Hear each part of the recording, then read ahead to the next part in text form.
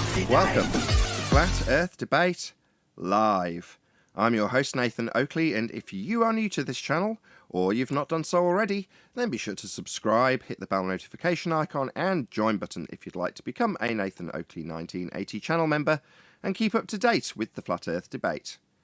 If you would like to support the channel, there is a super chat that runs alongside each of these shows while they are live, and there's also a PayPal, Patreon and crypto link in the info box below the video. Also below this video you can get £50 for swapping your UK electricity supplier to Octopus Energy, and this is of particular note if you drive an electric vehicle. Most importantly, if you'd like to join the discussion, simply mute the page you are currently watching, then click the link in the info box below this video to join the panel and express your views on the nature of Earth. If you do join, please don't swear. If you do, you'll be ejected, and if you are, please don't try to rejoin the stream using sock accounts. You'll be warmly welcome back on the next stream. Please also share the show on social media. Sharing the show obviously increases the live audience, but this in turn increases the chances of a more diverse panel, so please share the show on Facebook and Twitter. Now we are joined by Arwin, the Adam Meakin, 10th Man, Refracted Curvature, Neil, and a whole bunch of people in Discord. So welcome, one and all. Greetings. Afternoon, everyone. How are you? Hello, hello, good afternoon. Good afternoon, welcome. Good to have you all. Any evidence of a physical geometric sphere edge horizon, formerly known as Earth curve? Start with a straightforward nope.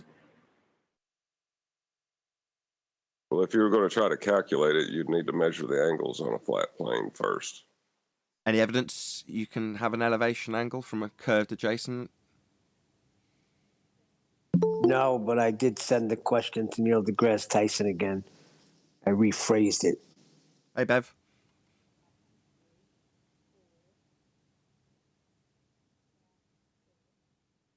I'll just edit that out. Hey, Bev. And that one. And that. Any evidence of axial rotation of the Earth-based variety?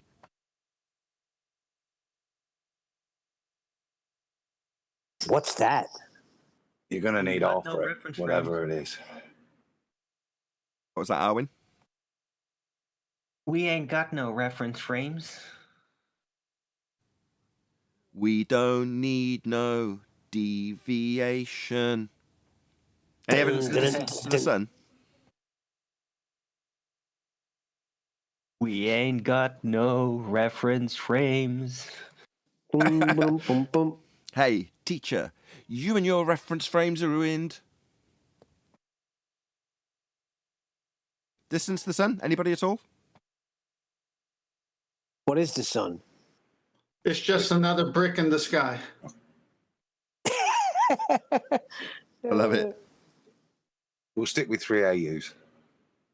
I bet if you try to, Hold on. Go ahead, John. I was going to say, I bet if you're a heliocentrist, the first thing you'll do is try to use elevation angles. What, flat plane And then- measurements of two straight lines? Yeah, and then try to insert R. So throughout the pre-show, apparently Bob the Science Guy's released a video about how he can acquire an elevation angle from a curved adjacent. And in fact, from what I understand, I haven't obviously watched this video. I don't watch Bob. Let me get it straight. He's measured his angles off a flat surface and then said, hey, if they were on a curved surface, they'd only be this different. Is that correct? Yes, Nathan, just like we all talked about. All right, thanks. Basically, yeah, he measured the angles with a straight line and then said this is what they would look like on a sphere.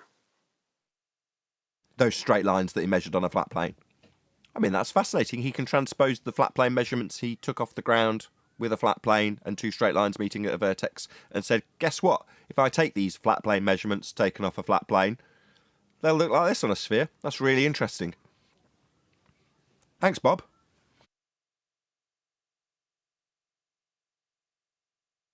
Any scientific evidence of gravity? Need to know what it is first.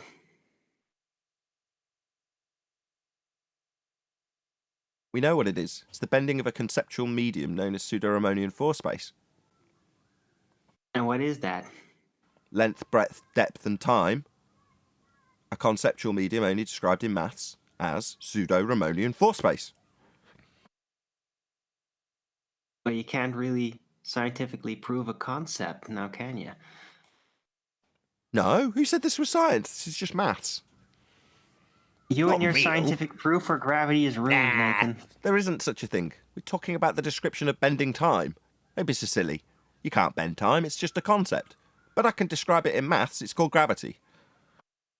Well, if you can't bend time, why are people late?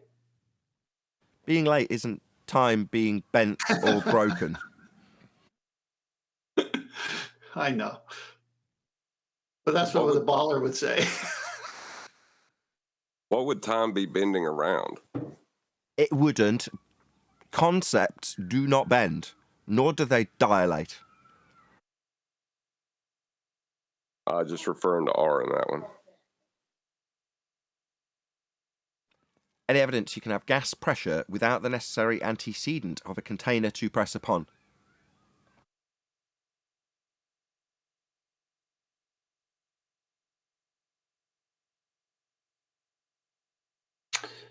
Well, that's been out there for a while, and it's the most easiest to understand, and everyone answers it correctly. And then when you say, look up, how come it's not all going into the black stuff? And then their eyes roll in their head.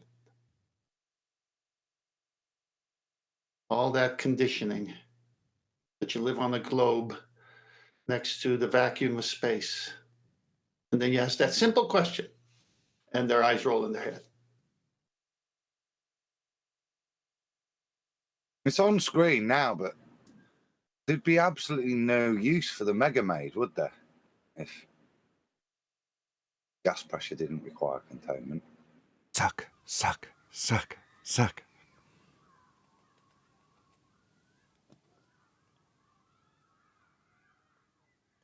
Yeah, that's Hollywood laughing at you right there on screen. That's Hollywood going, yeah, you all believe the sky is a vacuum. Yeah, let's put a vacuum in the sky. Of course, to make that work, we'll have to put a great big dome all the way around Earth to have gas pressure to remove by way of vacuum. But there we go. It's obviously humorous to Mel Brooks. Well, there's a secondary admission in that picture, isn't there? Because he's also saying that outside of the containment, it isn't a vacuum. Because to create the vacuum, I've got to put a big lady with a vacuum cleaner there to make the vacuum that instantly should appear, shouldn't it? You just open that window. But even there, he's not got a vacuum outside of the containment. It requires somebody to go and make the vacuum with another container, the vacuum cleaner. Right. If you consider what a vacuum is actually doing, it's creating a differential in the chamber so that the pressure of the air outside of the chamber forces the dirt along with the air that's trying to equalize into the bag. So you lower the pressure in the bag, therefore the higher pressure pushes all the dirt into the bag. So you're utilizing the high pressure gas that we sit in anyway, and just lowering it a bit in a chamber means that high pressure can literally force stuff into a direction that you're trying to aim it. Well, that's wonderful. But because you've got a lower pressure in the bag, the gas wants to travel towards that lower pressure in the bag. Well, in this instance on screen, the lower pressure is the black area. That's the differential. Well, all that the pressure inside the chamber, below where there's a cartoon-style vacuum, wants to do, when it gets to that little gap, so I'll just draw what I'm talking about on screen with my mouse. This gap here, around where there's a cartoon-style vacuum, a gas particle that reaches here no longer has anything to press on. So it just goes out. That's all it does. So another gas comes all the way from the ground, comes to this little hole, nothing to press on, so it goes out. Now imagine what would happen if you removed this layer, this chamber, this dome, whatever they call it in Spaceballs. Suddenly, there's nothing at all anywhere to stop any gas from going into the black area, which is precisely what gas wants to do. Just expands in whatever direction it's moving. It just keeps doing it till it collides with another gas particle or the walls of a container. That's what it does. So if you don't have the walls of a container, the gas we breathe would fill the space. We'd all be dead if the sky was a vacuum. So the sky is not a vacuum. Space is fake.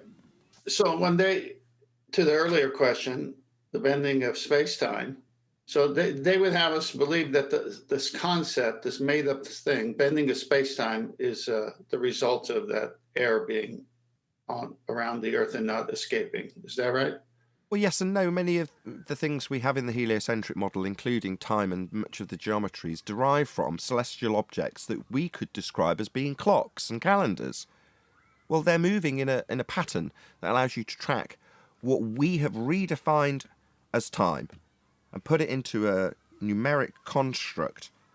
And then from there, with the issues that transpose thereafter, when you move the sky movements onto a spherical ground that you infer from those movements, suddenly you've got a whole bunch of issues that don't reconcile themselves. Obviously, I'm not going to rehash what we've been talking about for the last 8 to 10 weeks, which is the sextant.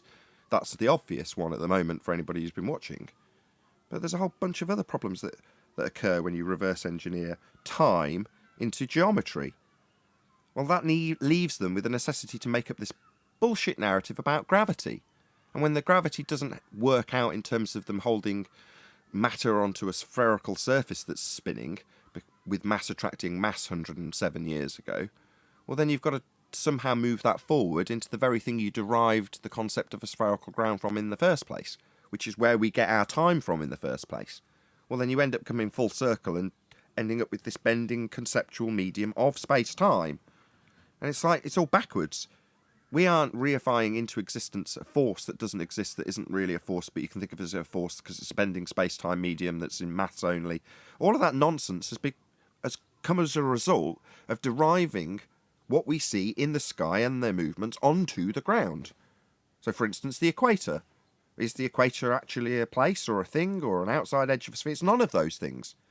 But it's reified into existence from the movement of the lights in the sky. Now, they could be used to track time in a very sophisticated manner, as opposed to the doesn't quite work numbers that we assign as mere mortals. But that's what we've got. We've got the numbers we assign reified back into the existence in the sky, which is where we got the ground from in the first place, curving. Bit of a mouthful.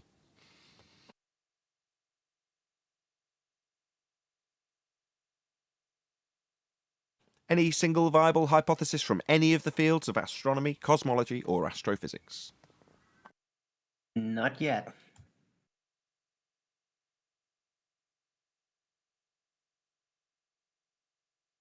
So also on the show that went out on yesterday's, Arwen was keen to know when that was coming out, by the way. It came out yesterday. Arwen. You're like, when's Thursday's show coming out? I was like, yeah, on Monday. But anyway, we had Flat Earth Goddess on it, and she was saying, why do you guys get so triggered about science? We're like, because that's how I've been deceived in the first instance. So when it comes to the housekeeping question about any viable hypothesis from any of those fields, try to bear in mind as an audience member on any side of the argument, that's all you'll hear all day long, claims of science this and science that, and 99% of it isn't. But that's the magic trick. The heliocentric world's been sold to you on the basis that it's got science, and you were told from an early age that science proves things. Therefore, if they've got science, they've got proof of a heliocentric world, they told you with maths, not science. So that importance was stressed to Flat Earth Goddess when asking us how we could unify Flat Earth, and then along with a few tales of woe when it comes to disseminating this information to people on our own side who have braced against it with furious anger towards me. But there we go. Not always the case. You know, the exact same scenario that was described to her in terms of someone who won't be named in this instance was identical to what I had to do with John Dee. So a PhD, far more qualified than I, and I'm having to lecture him on his misapprehensions about the scientific method, with him in his nicest possible way going, I think I'd know. I don't think you know, didn't say that, but, you know, I think I've got a good grasp on this. And me having to say, no, you haven't. You know, and it takes a bit of balls to do that. You know, QE's very much adept at approaching PhDs and calling them piled higher and deeper. And, you know, he's got all the confidence in the world. Me, I'm not QE in that regard. So I had to do the same thing as I did on another show, let's just say, with John Dee. And after pretty much the same information going his way, eventually he was like, bloody hell, this is amazing. My misapprehensions, and you know, to all intents and purposes, he thanked me for the information and has done, I would hope, better for it, because he's recognised, like everybody else on this panel right now, where he's been deceived. Now, I can't take any credit for this whatsoever, but Adam went through the same journey, which is something I'm going to hand over to now to reiterate the point, because he did the exact same thing on the exact same journey, but rather than me disseminating the information to John D, it was QE disseminating the information to Adam. Yep. Yeah. I suppose how you receive that information and that reality is dependent on your motivation. And it is a bit humbling, ego knocking, I suppose, because you do. John's got his PhD, I've got my qualification. And what do you mean the conceptions I've been used to and congratulate myself on are false? And it's realizing that. And I'll say it was probably easier for me because medicine does distinguish itself from science and that. So it was easier for me to get that grasp, but it's still, as I say to QE, it was still quite a kick in the nuts at the time, because you do have to take it on the chin. But when you do, it's very empowering, because suddenly you've got that validity again, and you can see why certain things aren't science, aren't this, and shouldn't be called this. And for me, it reaffirmed the power of science and what you'd kind of seen as a dilution of power of the word science in terms of its meaning and its certainty. When you go back to accept that, whilst it is a little ego jolting at first to get that, and you're John Dean, you're told by some bloody grocery delivery boy at the time, you don't know what science is. Yeah. Like I say, the response, I think, speaks a lot of the person. If you take it on board, knowing all your science and accept the truth and move forward from there, you can move forward quite positively, I think. But it's a tough one to accept, because you want to argue. You want to argue all the things you've stood by and said is science over all the years. You weren't lying, you weren't wrong, but you were. And I said that's the kick in the nuts. But once you accept it and move forwards, then science does have a lot more power to you and useful at determining things, as opposed to just a word you throw in to the layman would back up what you're saying without any real validation. So, has anybody ever seen the movie Lorenzo's Oil? Yeah, great film. It is a fantastic. Nick movie. Nolte, right? Yeah, with Nick Nolte, yeah, and Susan Sarandon. Anywho, there's a point in the movie where he goes to, like, Johnson and Johnson or someone like that, a great chemist. ICI, isn't it? I think ICI, yeah. And he basically they want this extraction doing, and it's a very, very complicated extraction in terms of how they can derive this particular strain of a particular oil down to its pure form, so they could administer it to a patient that's lacking this particular complex non-fatty acid or something along those lines. Anyway, the point is that when you see that scene, the old dude, this, I think you'd call him a pharmacist, would you not, Adam? Yeah, pharmaceutical chemist, yeah. Right, a pharmaceutical chemist. When you see his apparatus in this 50 by 50 room, big room, and everywhere it's like Frankenstein's laboratory. He's got Bunsen burners running under metal and tubes, heating up liquids that are condensing and dripping down coils, and it's all over the room. It's everywhere, right? And it looks amazing. But he's not doing any science. None. He's not establishing any causes of any naturally phenomena that he's studying. That's not occurring. He's doing a very complex extraction. But if you're the layman and you walk in, and that guy in the white coat, to you, he represents science. What's that man doing? He's doing science. Isn't that obvious? Look at all the tubes. Obviously he's a scientist, isn't he? No, he's not. Now, for that guy who, to the layman, when you walk in and see him in his lab coat with all of his glass tubes and Bunsen burners. When that guy says something, he has a certain authority as a, and I'm going to say it incorrectly, scientist. He'll get a certain amount of respect for what he's doing. Now, when he produces his product, in this instance, a very complex oil that's been extracted through a very complex process, that is what it is, right? It is what you need it to be, and you can test it and prove that it is that particular extract, and it is what you wanted to achieve, and therefore, right, proven, right? QED, there it is. It is demonstrated he can do it. So therefore, scientists, right? Again, no. Now, when, let's say it's me, I go up to that guy and say, yeah, but none of that was science. You didn't establish the cause of any naturally occurring phenomena through systematic experimentation with a null. You didn't do any of that. So none of this is science. Well, what do you think that guy's reaction's going to be when his entire life has been predicated on the notion that he's a scientist and I've just told him he isn't? And when he claims that the oil that is produced, well, that was produced by science. And I go, no, it wasn't. I'm not decrying how marvellous you are and I'm in awe of what you've done, but it wasn't science.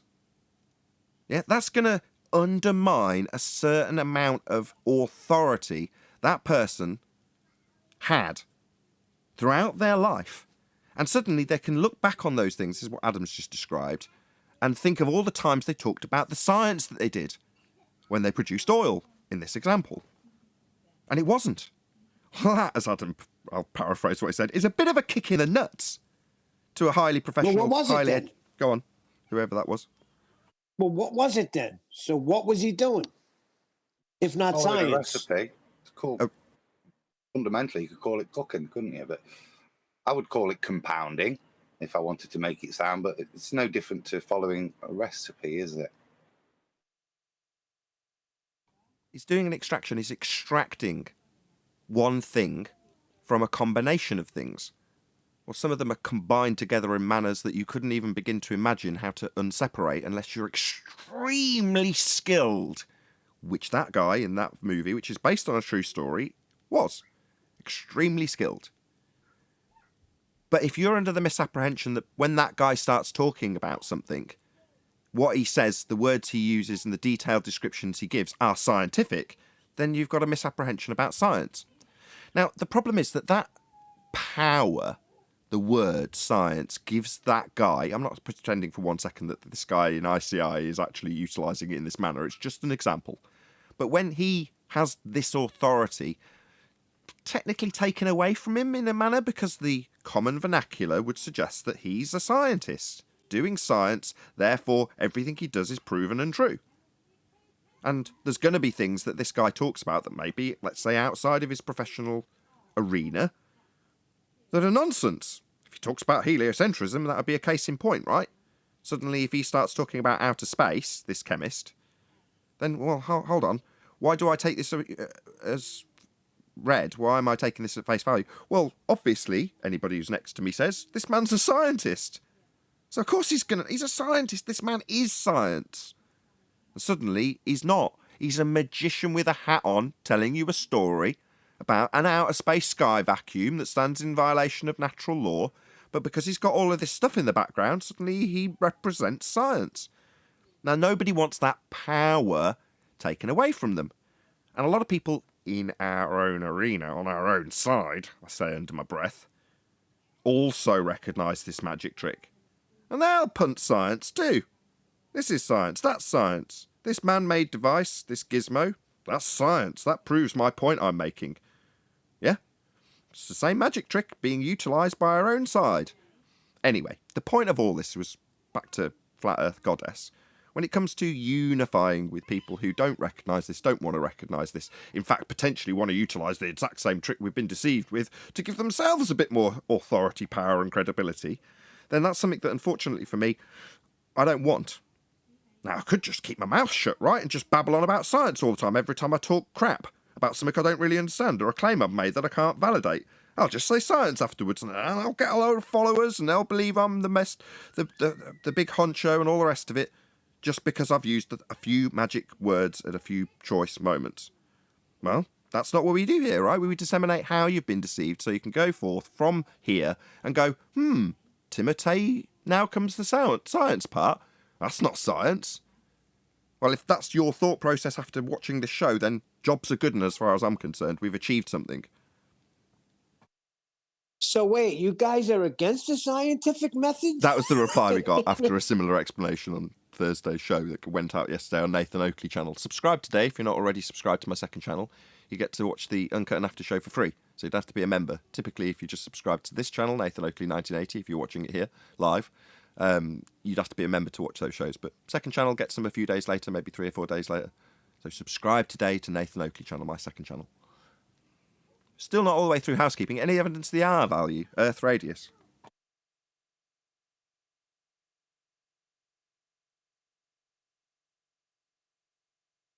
Also, did anybody share the show?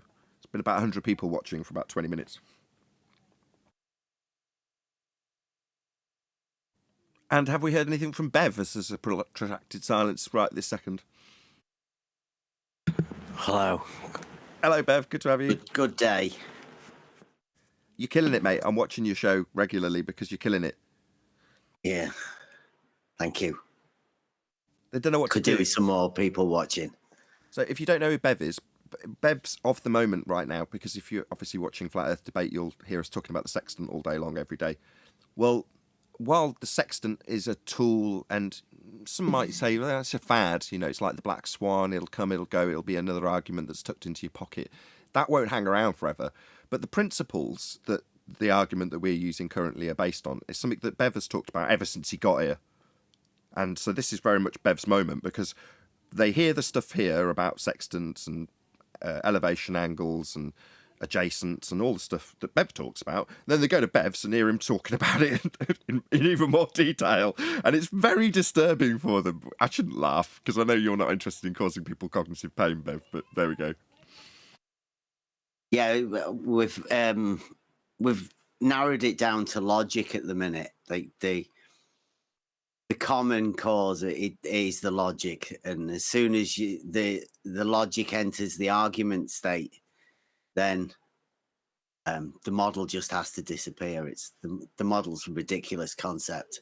As soon as you start thinking logically about it, and yeah, they're in pain, real pain at the minute.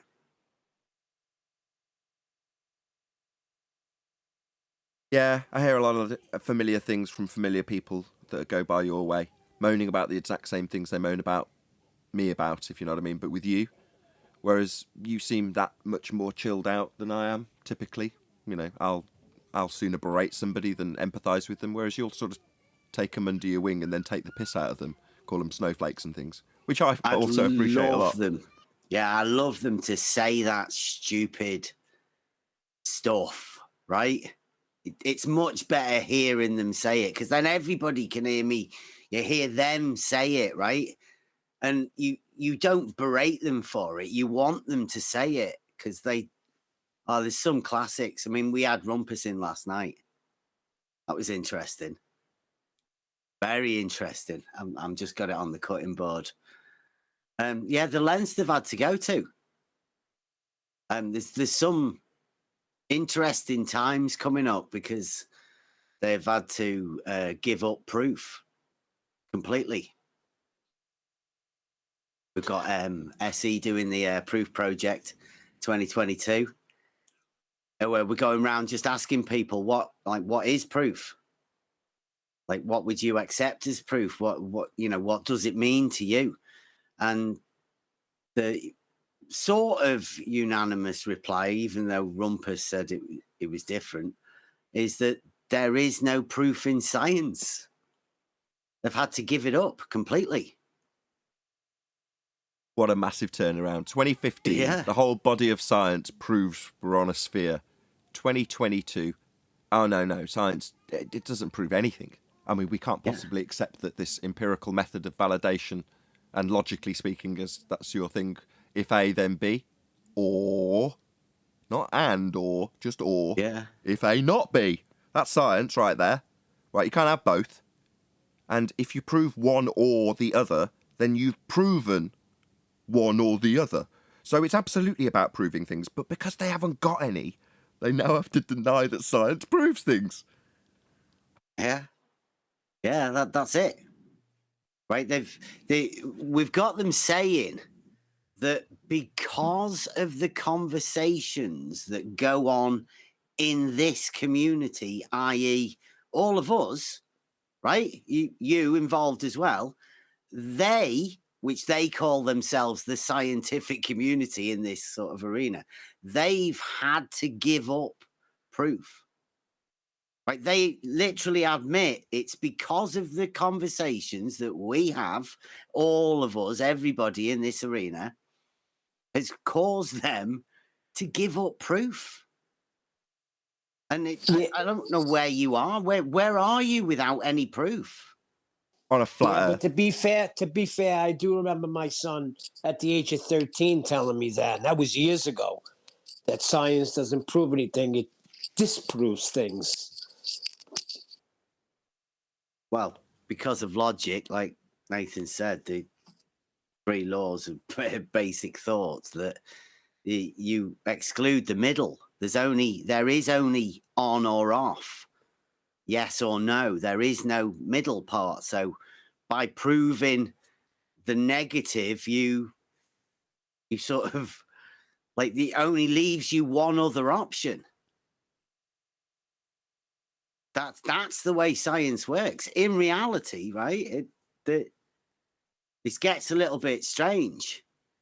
But, you know, when you start you realize that we're in conversations with people, and these people are actually giving up proof because of the conversations we're having with them. It's got to be dangerous for them. It's not giving up proof, though. That's a bad truth. phraseology. Sorry to nitpick. It's not giving up proof. It's just a repositioning, a reassessment of what they considered proof. So when they affirmed the consequent and talked about hemispheric observations, for example, well, up until the point that we point out, well, unless you're assuming that you're antipode from where you started with this example, you're not proving anything. It's just based on your assumption. Well, before someone points that out, that's proof. I go down to the southern hemisphere, I assume that I'm antipode, and therefore when I look up, it's now down, and when I look down, actually up, I see the stars moving around. Therefore I'm on a ball. You go, no, you've just assumed that you travelled south and ended up antipode. Well, that's a begging the question fallacy. That's not proof. So does that mean that they've given up on their proof? No, it just never was proof. They didn't ever have any globe proof. So when they say we've given up on our proof, yeah, that's the way, that's their rephrasing and repackaging of, we've debunked all your crappy claims. That's what's actually happened. Shout out to Mike Jones, who says, where's Wally and Wolfie don't even realise the full extent of the cognitive pain they're in yet. But they will soon. Smiley face. Thanks for the super chat, Mike Jones. Yeah, Hey, I know about that. Hey, Hey, Beth. Oh, hold on, 10th. You know about that. What do you mean there's more to it? Fill us in. yeah, the Wally and the Wolfie. Well, like I say, we don't want to give too much away, but you know, you ask for proof of R, and Dave Weiss has been asking for a globe proof, and Wally has tried to present it. They're struggling at the minute because they don't realise that they've opened up a massive fallacy within the geometrical argument. They have indeed. And yeah, it'll be coming anyway. So shout out Wally. They've relinquished their geometric horizon. So applying refraction with an R-based value at 7/6R in standard form, or any other derivation of that R-based refraction value, that's refraction on a sphere in sphere-shaped air, always going to be based on an R, I'm afraid, fundies. So you're going to need R for it. Well, they get the R from the geometric tangent point horizon, and that's been debunked with the black swan. It's beyond the limitations of their geometry. So the physicality they're claiming in the first place is Earth curve horizons. And if the physicality of a hill in the way moves beyond things it should be blocking, it's no longer a hill in the way with physicality. Well, that's their claim. That's Earth curve. So we've debunked their geometric horizon. The tangent point they're currently all barking about because they need to take angles off flat planes. So they need a tangent plane that meets a sphere at a single point. And what point's that? Oh, it's the tangent point. Oh, that's your Earth curve edge horizon. The geometric horizon we debunked. We haven't got that anymore. It's all refracted according to you. What is it? No Atmo day? Yeah, and you're going to need R to refract it. And you can't measure it anymore. If you haven't got geometry, Earth measurements, at the geometric horizon, the measurable physical tangent point horizon called Earth curve, if you haven't got that anymore, you essentially don't have a claim anymore. There is no claim of Earth curve anymore. You need Earth curve for an Earth curve claim. You haven't got it. Game over geometry. You can't measure it. Well, it's a good thing nobody claims the horizon's Earth curve, does it? End quote Tim Osman. Nobody claims the horizon is Earth curve. Well, you do. On this diagram marked with an X labelled horizon, claimed to be the position on the edge of the hill that is an Earth with a curved surface, blocking things in the distance with the mathematics on screen to show it.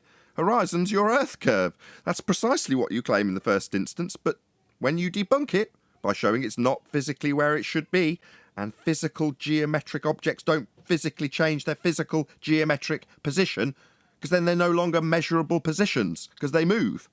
And when you point that out, they go, nobody's claiming the horizon's Earth curve.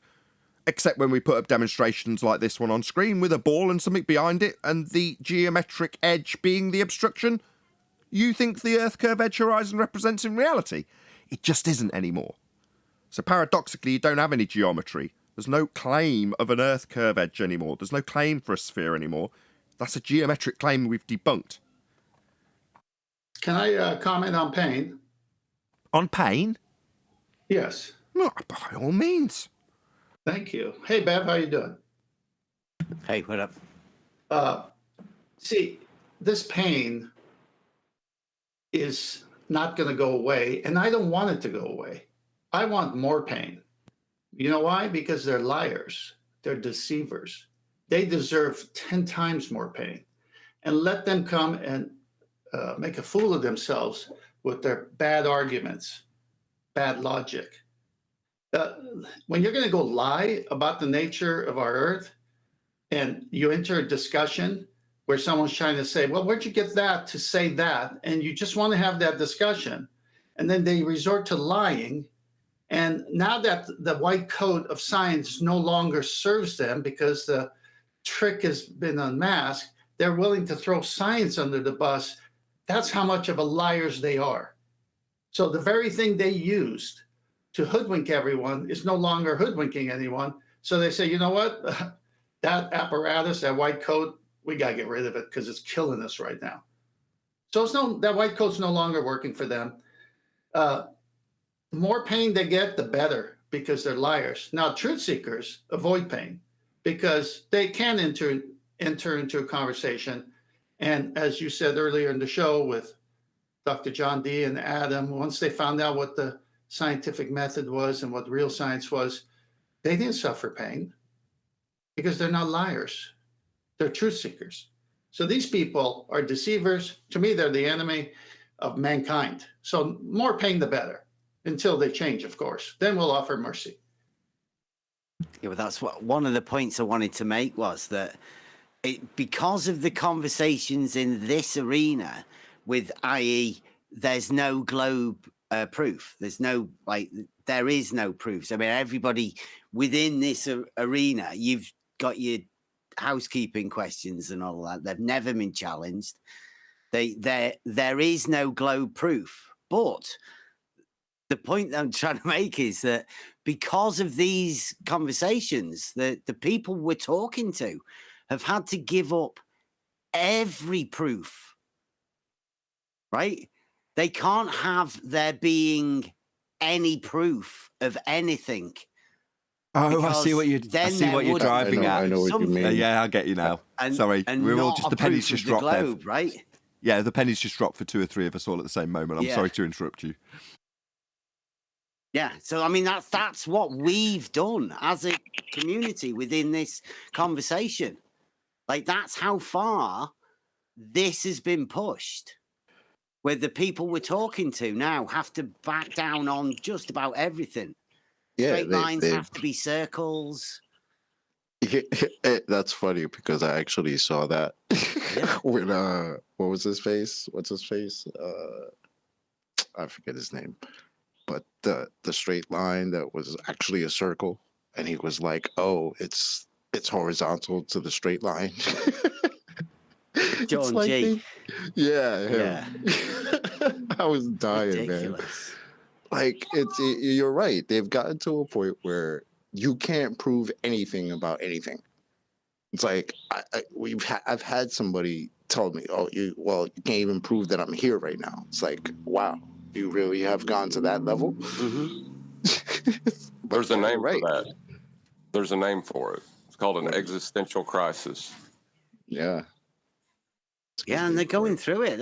That's serious pain, right? I mean, 10th Man just said, like he wants more of it. I mean, there's no worse pain than the mental anguish of having to reorder everything. Well, let me put that in context. If they continue lying, I want more of it. If they stop lying, we'll be their friends. I'm not going to sit around and let people lie to my fellow man when I know they're liars. So we're going to come in very nicely with all the arguments and logic, and people can decide, and people are deciding when they're calling a straight line curved and your term bendizontal and all these different things. It's like, wait a minute, these people don't want the truth. These people want to lie to my neighbor. What am I going to do about that? Well, I'm going to form the best arguments I can so my neighbor can have a choice based on side-by-side comparison, and let my neighbor decide what's the truth. Well, that's interesting you said that, Chocolate, because when I do get into these discussions with my son, that's what he says. You can't even prove that I exist. Exactly. Exactly. Defending this quote unquote model has led people to that extent. And John's right. It sounds like an existential crisis. Imagine saying things like that out loud. Like I'm talking to somebody else, and I'm telling this person, you can't prove that I'm here talking to you. Like, are you out of your mind? Do you need medical assistance? What's wrong with you? I told him, I said, Jacob, I was there when you came out of your mother's womb. I can prove you exist. Well, the statement, "You can't prove that I exist," proves he exists. It's a self-contradictory statement. Okay, so Bev's point, just to summarise, is it's not that they're relinquishing their former claim to be globe proofs. They're saying, if we can't have these formerly claimed to be globe proofs, then there is no proof. Proof isn't a thing. That's essentially what Bev's saying. They've had to relinquish the idea of there being proof because what they thought proved their claim doesn't. Therefore, proof isn't real because they haven't got any. Mike Jones, shout out to you for the super chat, my friend. He says, Rumpus said he needs Bertrand Russell to define, quote, one, end quote. Okay, I have no idea what that means, but thank you very much for the super chat, Mike. Yeah. I see that a little different. If we can't have our lies be seen as truth, then we don't want the truth to come out about our lies. These are liars. These are deceivers. Yeah, I've told him I have a proof that level is horizontal. So that's not possible. So they can't have that, right? God, stop. You're not in the company of fundies now, Bev. To say that you need to do that, to me, is an absurd statement. You don't need to do that. That's where I came from, right? That's literally why I'm here. Somebody challenged me with by calling me a horrible thing, but I didn't actually have a proof of my own. So, like, I've got a proof, and I'm happy with it. And that's what I think they don't like, right? It's the idea that proofs are real and they do exist in reality. And that's how easy it is to disprove a model that doesn't exist. Yeah, but think about how easy it was, like, for them 6 years ago to just say to everybody, oh, well, science proves we live on a globe. You idiot science denier. What's wrong with you? Right? None of them say that now. They're literally saying the opposite now. Yeah, science doesn't That- prove anything. That's what they tell us. It doesn't prove anything now. They called us science deniers for years because all they could say was science proves the globe all day long. I'm sure somewhere there's a saying about you becoming the very thing that you're putting out there. And in this case, them putting out there back in 2015 and 16 that we were science deniers, they've become the very thing they claim we were. So they're literally denying that science proves things. Denying science in the most literal of terms. That's what they've become. Again, I gotta say, they're cherry picking here, because if any one of these individuals who are lying are having to go to court and they have the proper receipts and they can prove with those receipts that they were overcharged by a significant amount, they will win their case. They believe in that proof all day long, just not this one. How would you go about proving there's no such thing as proof? You can't. Stolen concept. Welcome to the world of logic. They can't have it.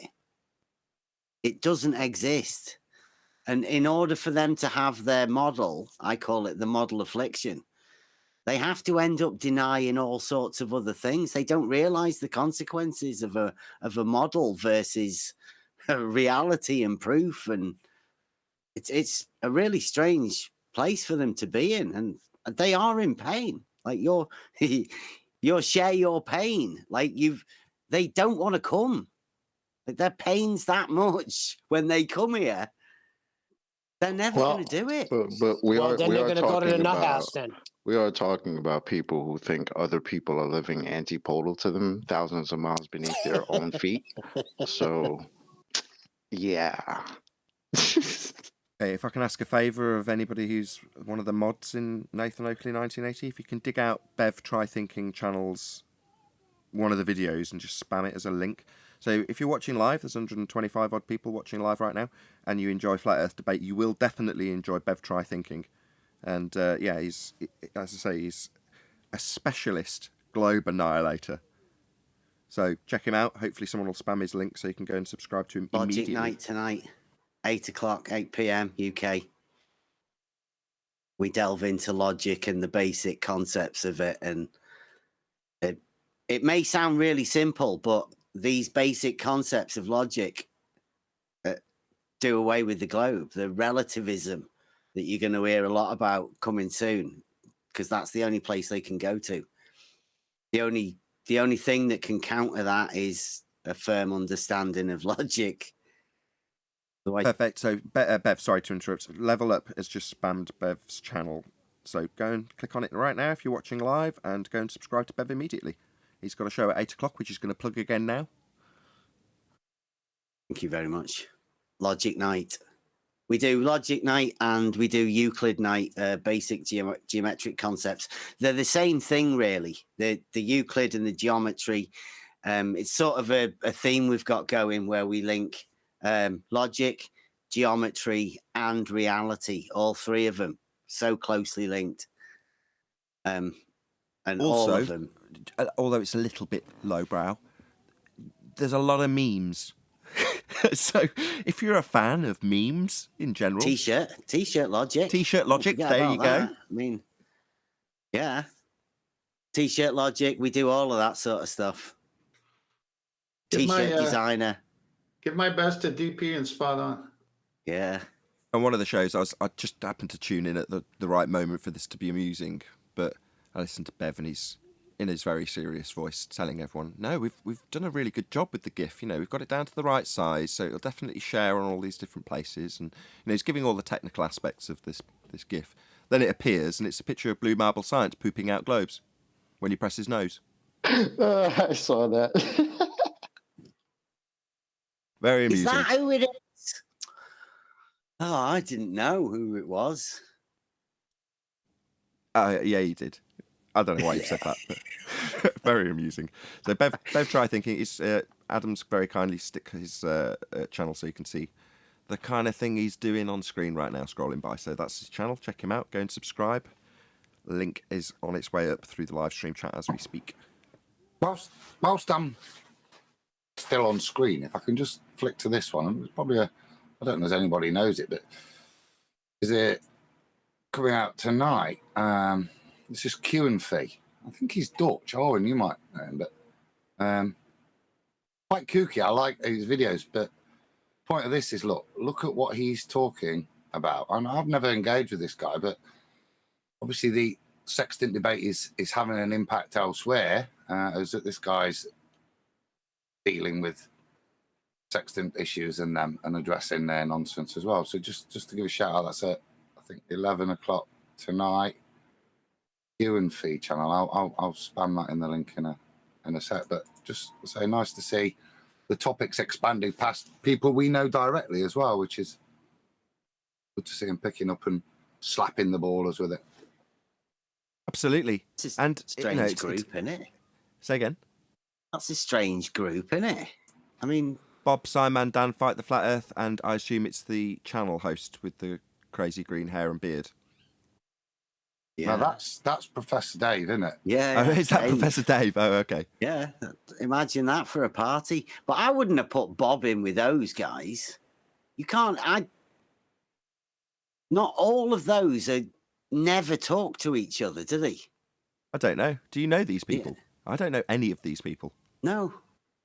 Well, No, Bob, that's what I no, mean, that's a slight lie. Bob, I've interacted with a couple of times now, so Yeah. Yeah, I've talked to two of them. I've talked to And- Craig yeah. as well. That thinking about Simon it. and the reference frame ruler. Yeah, Ruin I it. can't see, like, of all of the times, right? You, like I said earlier, you've had your list of whatever, and these are the guys that are debunking what I term as just reality. People asking questions, and they don't have any answers. So these debunkers they have no proof, and they admit now. You feel quite happy that all of these people have no proof of anything that they're talking about.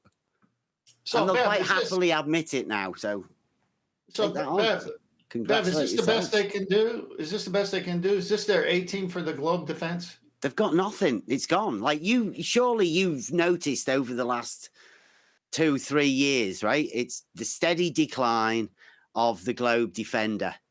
They've turned into debunkers. They don't even want to defend a globe anymore because They've got turned no into proof. people who will ask us for proof of their claims. Yeah. That their claims are even made by their own side. That's how far they've fallen. They Not ask o- you for not proof only when they that- know there is no proof, like on their side. It's crazy. Exactly. Not only that, they're asking us to prove flat Earth. Nothing That's wrong their with that. main cry now. Hold on. Yeah.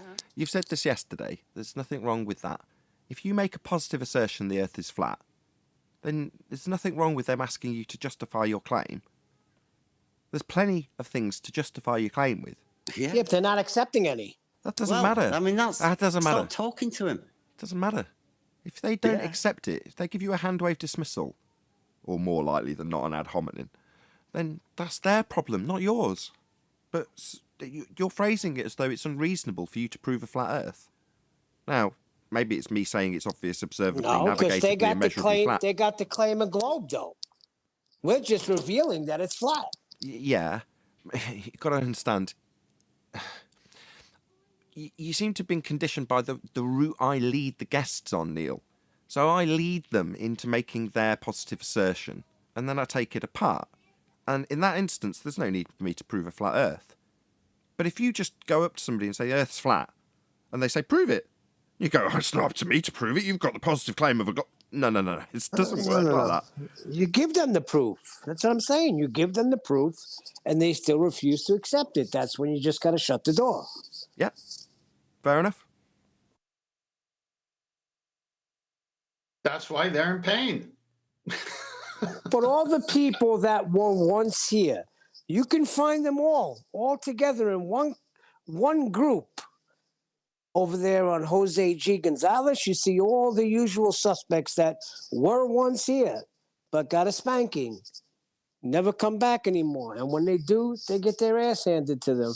But they congregate on other shows, you know, and Well, they've gone full pat circle. each other but on the they've- back. I think Bev alluded to this earlier in terms of the geometric paradox they're now left with, because they've gone full circle. So they've been claiming a geometric edge. We've debunked the geometric edge. They've therefore spent 2 straight years denying the geometric edge. And now we're back to measuring angles, and they need a geometric tangent point edge again. So they've gone full circle back to 2015. But it's not like we haven't forgotten them chanting refraction for 2 straight years, is it?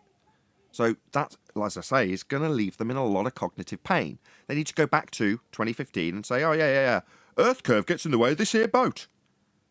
It's like, hello, we're still here. Yeah, we've debunked all that crap. You've been telling us it's refracted for 2 years. But what, you need to now forget all about that and go back to calling it a geometric edge blocking boats? Yeah, that's going to leave a sting, isn't it? Yeah, we know it. Well, we're all sitting pretty. None of us care in that regard. But when you're telling us, well, I would approve it then, as Wally did in one of my comments earlier on today, when he's asking me, how would you go about proving it can be measured with a curve adjacent, Nathan? I wouldn't, Wally. I don't care about how you get around your troubling issue of not having the capabilities of doing any trig with a curved adjacent. You can't. That's not my problem, though. I'm not going to give you the answers. You share your pain with us, Wally, in the comments. Just continue to do what you're doing so I can smile and point out that that's not my problem. Bit like Blue Marble asking me out, well, how would you do it with a curved adjacent? These people are retards. They think that passing back the devastating argument we've put to them about their sphere Earth beneath needs them to put it back to us like somehow we're going to give them a solution to how you can have a curved adjacent. You can't. But that doesn't mean I'm going to somehow give you the solution. Like, typically, you've got gurus out there on the globe giving you them. There isn't a solution to this. This is easily described in this manner. If they went to a psychiatrist and were talking about these subjects, it goes something like this. Yeah, I have a globe belief. I used to hide behind science, and now science is going against me, and logic's going against me. Well, explain more. Well, you know, an angle, 2 straight lines and a vertex, and I can't have that on the globe. So it can't work with a curve adjacent. So, but it must, because I'm a globe believer. And the psychiatrist is going to look at him and say, what? Say, oh, everybody knows it's a sphere, don't worry about it. That's what the doctor would say, because he's not looked into it or going to really pay attention to the logic that's been breached that's put him in the nut house. The doctor just says, oh, we all just know it's a globe. And the guy who's deep in the hole, the anti-flat earther that we're referring to in this example, looks up at that guy who's right at the top of the mountain with a blissful ignorant sphere belief, and all he wants is to be like that doctor and go, well, I know it's a sphere. I don't need to give this any concern. And the doctor's only advice, because that's the position he's in, he's not an anti-flat earther, he's just your bog standard globe believer. Just says, oh, we know. Don't let this fuss you. The whole world knows we're on a sphere. Don't let your little problem that debunks that. Let's keep it going. Yeah, but I can't help but go back to those shows, because every time they talk, it seems like my belief is just a belief. I can't validate it. What now, doctor? Just go away and know it's a sphere, because everybody else knows, like I know, and you know too, don't you? Don't let these contradictions trouble you. I can do a couple of quick shout-outs to Super Chatters.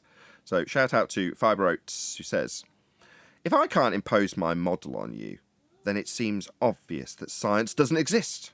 Interesting concept. These folks' interactions is the fight is strange. Have I said that right? These folks' intentions... I have to turn off my studio lights, I can't read this. Intentions is the fight is strange. I hope I've butchered that totally. I'm sorry, Vibro. Butchered that, boy. I'm so sorry. I was just about to do my outro and then I saw the 2 super chats, so I have my studio lights on.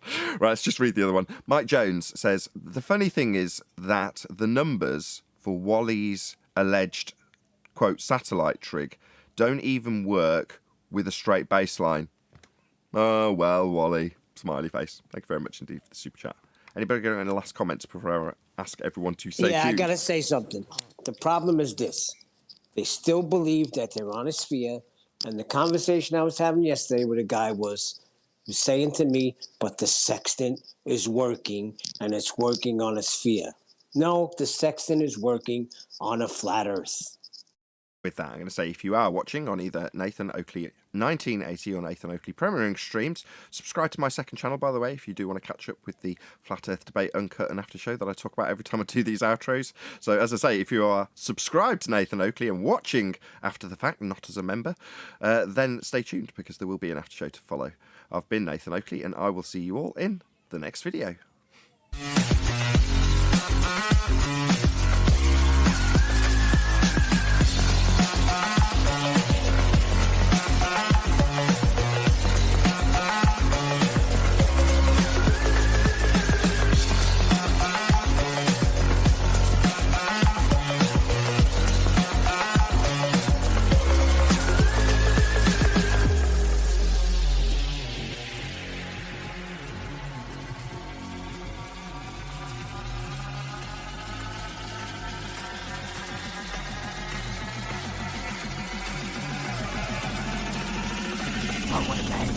What a lovely day!